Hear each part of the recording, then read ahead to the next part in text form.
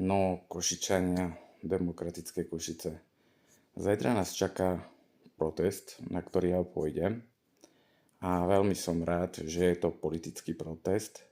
Som veľmi rád, že sú tam konečne strany opozičné, ktoré majú jasný prodemokratický a proeurópsky postoj. Samozrejme, ja najviac fandím demokratom, ale som rád, že je tam aj KDH, som rád, že je tam aj SAS, je tam aj PS.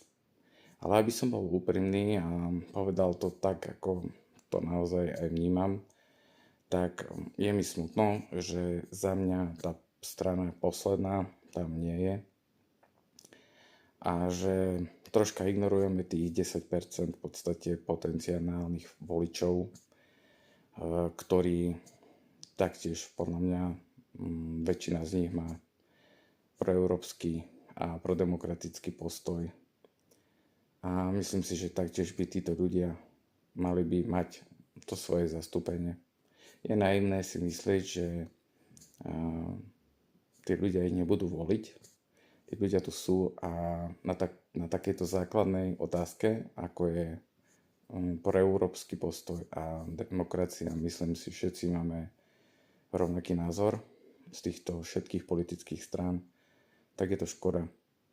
A chcel by som vyzvať aj napriek tomu týchto voličov strany Hnutie Slovensko, aby tiež prišli a podporili tento protest, aj keď viem, že musí to byť ako pre nich nejaká taká krivda.